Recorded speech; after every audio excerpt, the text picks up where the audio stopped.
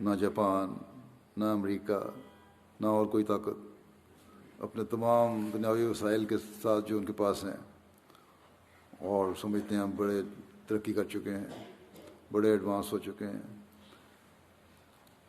وہ بھی چاہیں تو ان طوفانوں کو روک نہیں سکتے۔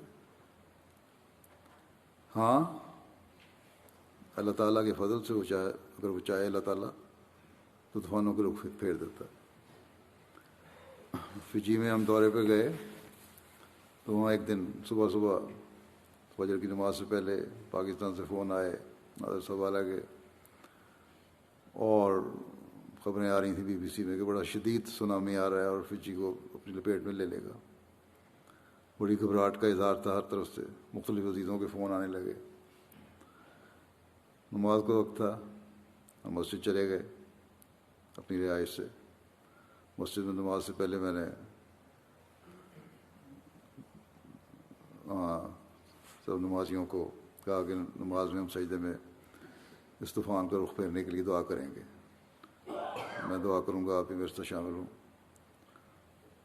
اور دعا کی، اللہ تعالیٰ نے وہیں تسکین کے سامان پیدا فرما دیے۔ واپس آئے تو پتہ لگا وہ طوفان کا رخ دوسری طرف چلا گیا۔ تو یہ ہے اللہ تعالیٰ کی قدرت۔